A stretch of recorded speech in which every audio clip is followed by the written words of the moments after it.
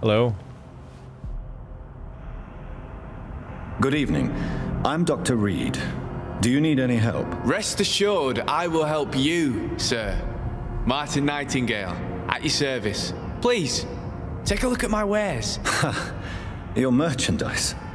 I don't really see anything worth having. No offense. None taken, sir. But please, I need to eat. Perhaps if you keep looking, you'd see something that takes your fancy.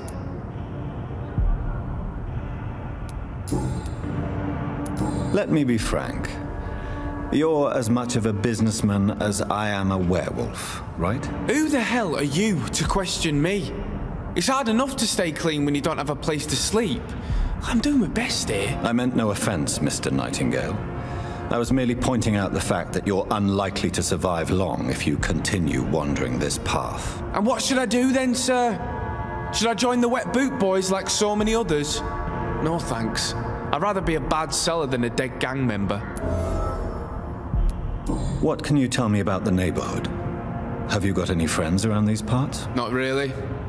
Miss Chillingham smiles and says kind words, but I know she's lost her marbles, especially since her son died. Tell me about this crazy woman. Madness is often mistaken for other conditions. The poor woman's mad, all right. Kind and all, but she has so much trouble remembering things. She's taken me for a son more than once. How interesting. I don't suppose you know what happened to her son. Jack! Rumour has it he tried to tackle some gang lads. I didn't know him well, but I heard he was a nice enough chap. His old ma still thinks he's around.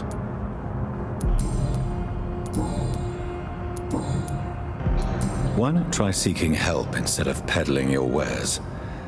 I'm sure there are people around here that would gladly help. There's always the night asylum. I heard it's run by a very nice man, but I'm no beggar. Not yet, at least. There is no shame in asking for help, my boy. Sometimes it can even be the best course of action. I don't feel okay with that. I'm gonna make a name for myself, and I'll do it by myself. Goodbye. Okay, they made the question more compelling than I thought they would. So you can give the watch to the mother of the deceased who's losing her mind, or you can give it to this guy who's apparently desperately trying to figure out how to make money so that he can survive in this world without turning to crime and so on. So you can guide him along that path probably by giving him the watch, and then he has the chance to sell it and make some money and actually avoid being a criminal for a bit longer or something. But still iffy. But it's more of an idea than I expected. I'll come back when only one person's in. What the fuck? That's a condition in this game? There can be too many people in a house and then you're not allowed to go in?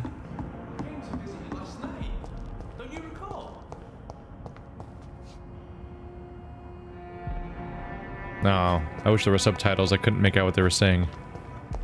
So he was talking to her. Come back out, sir. I want to talk to her. And you're in my way.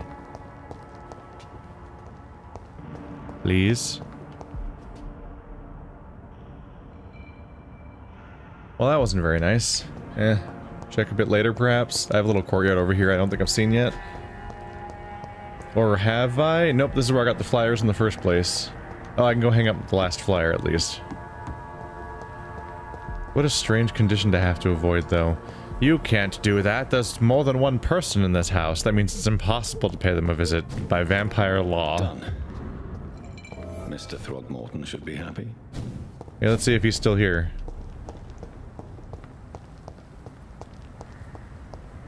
If he's still here, I can at least deal with that, and then maybe the guy will be out of the house by then. Good evening, Mr. Throgmorton. Dr. Reid, can I be of any assistance? Have you noticed anything suspicious lately?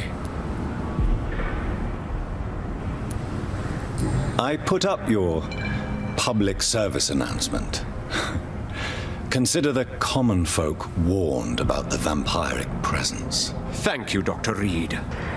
You may not realize it, but You saved a great many lives today. Do you really think they could be useful? See the sad saint of the East End? How a single man can help so many people? I consider myself the discreet protector of these men and women. Tell me, Ichabod, why do you consider yourself the protector of Sean Hampton's shelter? He is a truly inspiring example. Dedicated, pious. His shelter is open to all, whoever they are. Most admirable. Goodbye, and good hunting, Mr. Throckmorton. So he specifically dedicated himself to protecting this location.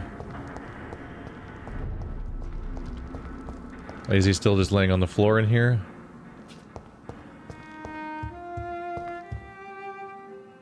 Is it time to give him the puberty talk about how his body's going to be going through some changes? Oh my god, my experience is 666. Could I be the mark of the... Could I have the mark of the devil? Could I be a vampire? Okay, cool, he's outside. Good evening, miss. I'm Dr. Jonathan Reid. May I come in? I already took my medication, Doctor. But thank you. I'm sorry. Your medication?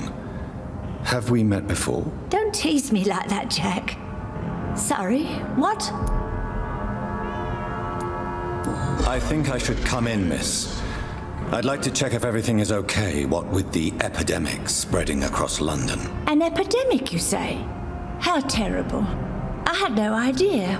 But where are my manners? Please do come in, Doctor. You are a doctor, yes?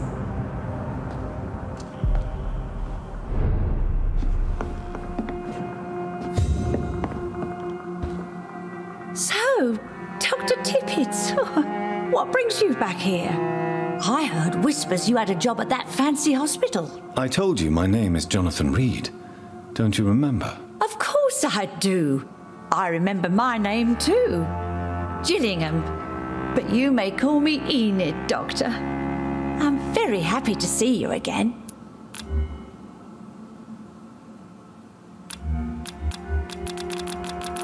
Do you require medical attention, miss? I'm glad you asked, Dr. Tippett.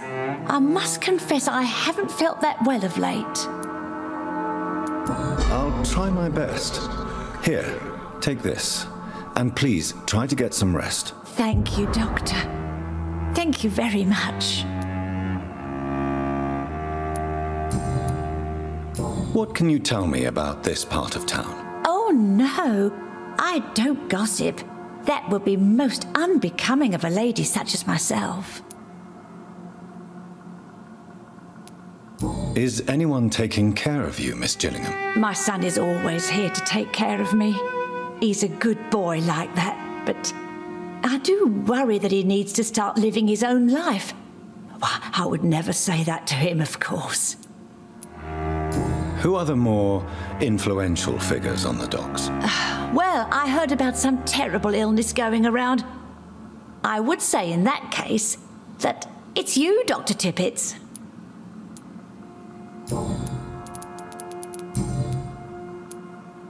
Enid, have you really no idea what happened to your son? No idea at all? I've not seen Jack for so long. I lose track of time. Has something bad happened to him?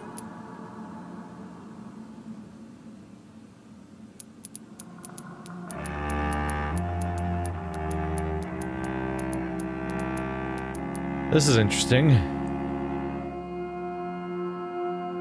So she's losing it. She's on her own.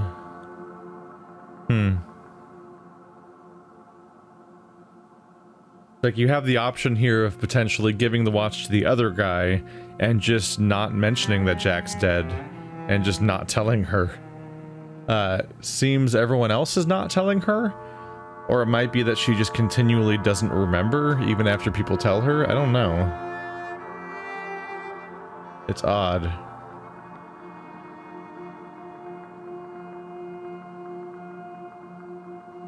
It crosses my mind, the idea of just being like, yeah, Jack's still alive, then just wandering off and giving the other guy the watch and just leaving it at that. Jack is dead, Miss Chillingham. Of course he's not. I've seen him. Tonight, in fact. Ever the joker, Dr. Tippets. That just bounces right off of her. Huh. That bounces right off of her. Because we got there via, like, the vampire speaker or whatever, I kind of thought that maybe she would, like, she'd have to face the reality or something. But no. I found this watch. It was a gift from you to your boy, wasn't it? I think it should return to you now. Oh, I remember. Yes, I recall the day I offered Jack this watch. Oh, it was such a beautiful day. Thank you, sir. Trinkets and possessions help us remember our past. Promise me you'll not lose it. I would never lose anything that belonged to Jack. Why don't you take this? Dr. Tippets? Please, for your charity. 50 shillings. So even now, that still didn't actually cause her to confront anything. Huh. Goodbye, Miss Chillingham. Well, enjoy the headache medicine. Try to, you know, feel better. I will now raid your house. Items, items, items, items, items. Take. Oop, what's that? Rodney, I just heard what happened tonight. I ran to your house, but you were already gone. So now I am writing this note. Is it true you killed him? I can't believe it. Why? What happened? I really need to talk to you now. Please, find a way to contact me when you receive this message. Since I know you can be very cautious, and to prove to you this is not a trap, let's use a code when we meet. I'll whistle my name, Jack, in Morse code, and you'll whistle yours, okay? This way, you'll know it's really me. For now, it's a good thing you're in hiding. The Wet Boot Boys are all over the neighborhood claiming they will punish the man who murdered one of them. I'm sure we could make an arrangement to settle things once the heat dies down. Is it true you killed him? From Jack to Rodney. Also, I'll whistle my name, Jack. Why, what? He knows your name. You're just incriminating yourself there because you didn't sign your name at the end.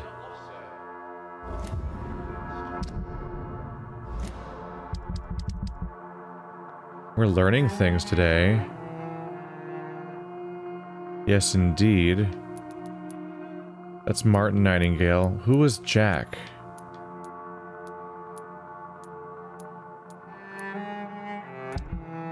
Wait, no, Jack was the dead son, right? Yes. And Jack knows somebody that was a killer. So it's not Jack's murder, because that's him. Rodney Grater, lost. Talk to the man hiding in the sewers. Oh, wow, I've wrapped up everything in here, too. Widow in Distress is a quest that we don't even know anything about right now, and that's finding Braille. Rodney Grater. Does he count as a member of this society? Or is he from, like, Whitechapel? Oh, there he is. I'm like, I don't see a guy in a mask. There he is, though. We don't know anything about him. Except that's his face, so it's a little weird to have him be a shadow here, but we clearly see his face here. Rodney has fled after killing a member of the Wet Boot Boys. Curious. Might want to go back into the sewers then.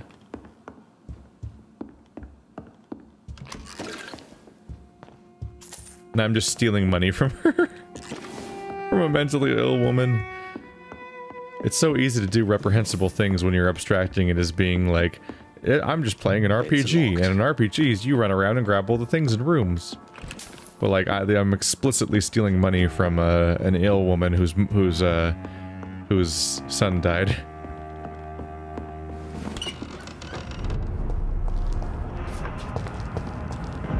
Good evening, young man. There's no need to call me that, Dr. Reid. Goodbye. Oh wait, I can trade with him now. Good evening, young man. There's no need to call me that, Dr. Reid. Show me what you have to offer then, Mr. Nightingale. That option wasn't there a moment ago, was it? A brisk blood sample. That's just a material, though. A music box containing a folded letter. Curious about that. Also, being able to get a music box, I can't help but think of, like, Gascoigne. Common trigger part, tiny handle part, common hand. Yeah, these are all, none of these are high-level items. I'm curious about you, and you, so sure. Are these the only things I can sell? Why only these ones? Are they duplicates? Perhaps? No reason to sell much because I don't really have any use for money at the moment. Except you can't be scavenged. Yeah, jewelry can't be scavenged, so I might as well sell that. Necklace. Why did these ones? This one to a red number. This did not. Do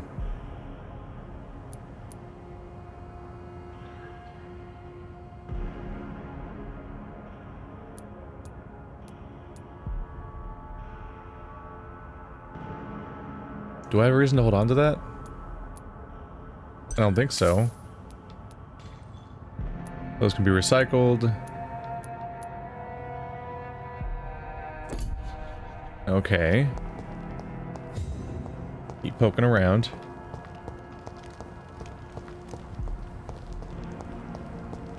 How am I going to get that guy's last secret? We want maximum rewards after all. Where are we at the story? Look at the man's flat in the, right. Oh, I should probably treat that with more urgency story-wise, because the whole part where somebody has seemingly has stolen my mother. But RPG logic. And in fact, being as thorough as possible before continuing the story has clearly rewarded me, because that option I had with Sean earlier had a lock on it, meaning that I did something that unlocked it.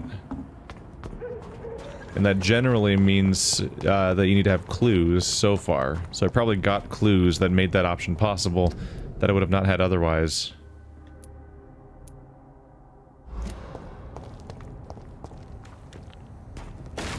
Oh geez. Sorry, bumped into that barrel and it exploded dramatically. Whoopsie! Oh man, I'm such a klutz. It's a good thing no one suspects that I might be a vampire. Otherwise, this might be awkward. I assume I have to go right back the way I came to get back to the sewer.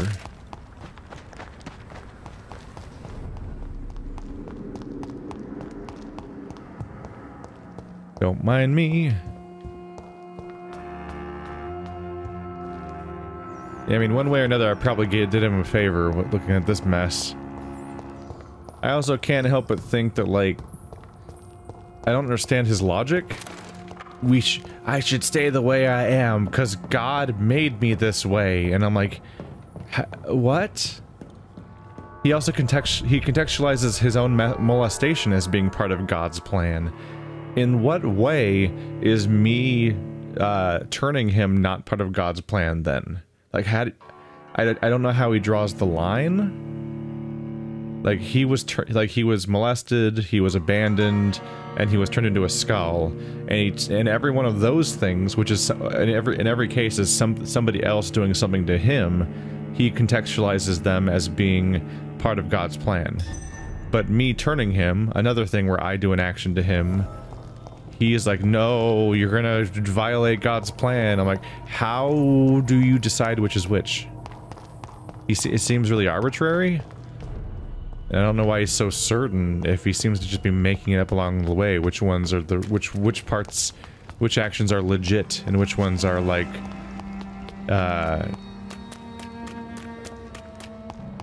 perversions of the plan. Is that her? Yep. Do we have any follow-up dialogue to have? Have you found the answers you were looking for, young Ekon? There is too much left unanswered. So many questions. Get to know us, spend time with us, and I may be willing to answer more questions.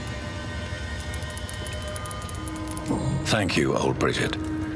I hope we'll meet again. No chance to give her an update on what happened. Also, this place is supposed to be abandoned, but there's a Spanish flu sticker here. But didn't the Spanish flu just start? Or is like it's happening right now? Like, how did that get in this place that they've apparently lived in seemingly for years, or maybe even generations? Did they hang it up ironically? Like, as a joke or something? I just don't know why that sign would be here, of all places. Let's see, where was the front entrance? Because I think I need to go back in the sewers now, the way I did before.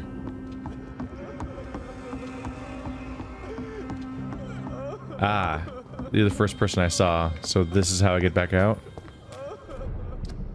Then I have to somehow loop back around, which might not be unreasonable. At the very least, I can kind of try to explore the rest. Like, I haven't been here yet. Is there a thing there? Nope. I'm not sure, maybe, did they hang the Spanish flu poster as a joke? Because, like, it's a warning about a plague that doesn't affect them, and the people that would have hung those everywhere couldn't have come down here because they would have been discovering the Skal village. That seems incredibly unlikely. Also, Sean Hampton said that he was going to subject himself to my will and my judgment after I saw what he wanted me to see. That was his terms. And yet he actually argued against me and refused my judgment at first, and I had to, like, order him to. And I even think that maybe I was forcing him to do it via the whole vampire influence thing. Which seems to be the opposite of him subjecting himself to my will. Okay, so we can go back up here. Is he over here? Because we haven't been through here yet. The whole direction I would have gone in if I hadn't dropped down for the boss fight. Die, box.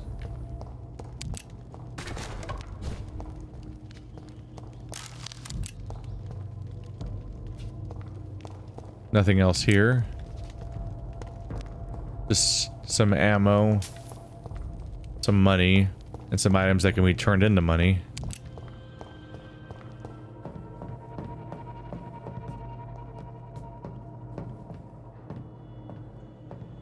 Ooh, curious about that. Can I jump? Oh no, those are everywhere, never mind. I saw that outcrop, I'm like, can I warp up to that?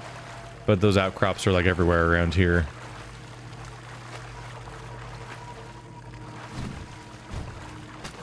Ah. They had to hide him in the sewers, huh? He's not going to be easy to find. I cannot enter. I have a lot of directions to potentially try to look through.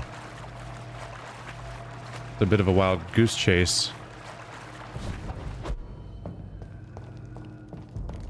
It's locked. I want to find that whole chunk of the sewers. There's multiple passageways I can't access. I'm concerned that I'm moving further away from him instead of closer. I can't even go over there for some reason.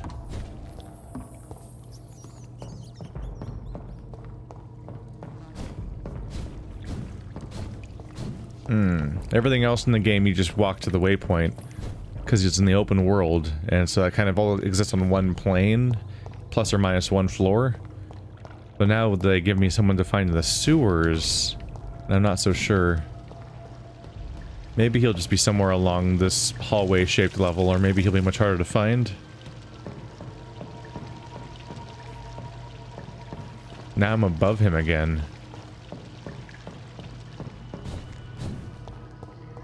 It's locked, all right. Okay, there's a lot of those. How do I get behind them?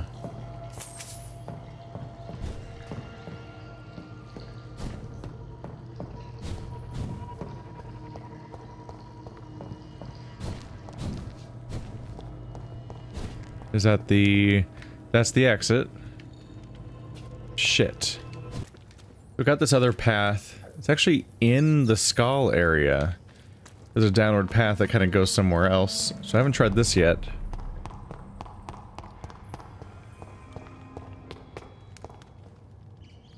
Oh shit, there's immediately a guy.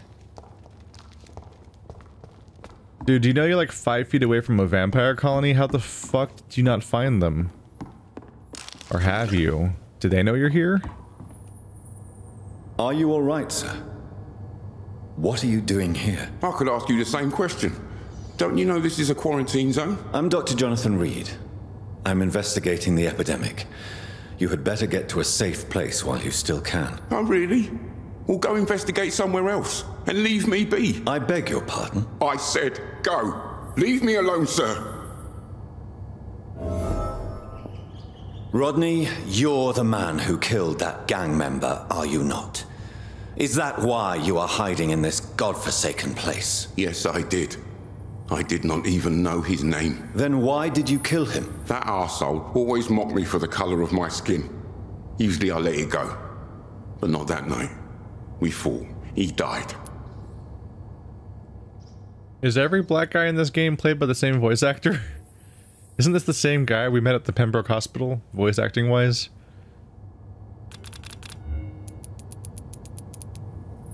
Whatever you've done, you can't spend the rest of your life hiding here. I just wanted to teach him a lesson.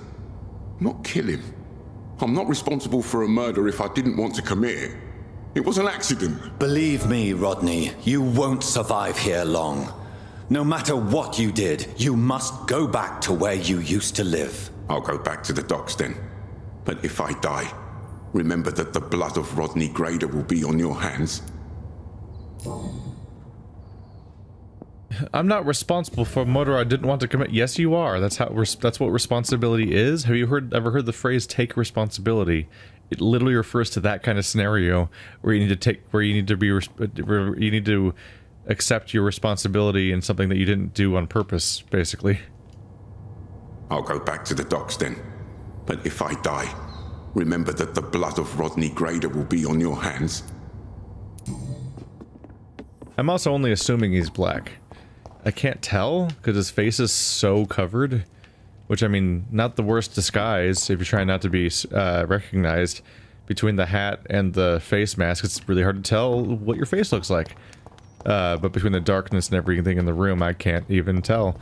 But he said that he was attacked for the color, that guy goes after him for the color of his skin, so I assumed that he's probably black. The other big clue being he's the same voice actor as the other black guy in the game, which, once again, and I'm like, did they just have one black guy voice actor? I think a comment pointed out that the two black guys I met so far are the same voice actor, but it didn't stand out to me at the time. But that guy is clearly the same voice actor as the first one, at the very least.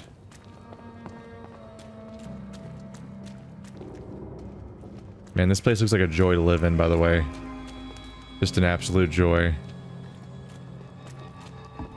Right, follow the arrows. Very convenient. If I follow the arrows, I can get right back to Chillingham area. Right? Shit, did I get turned around? This doesn't seem right.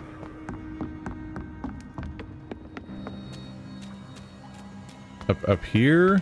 Yeah, through the bar. The bar that no one's tending. Well, I guess the bar was already there before, and now they're just inhabiting it. Let's get out of here. Get one of those nice loading screens.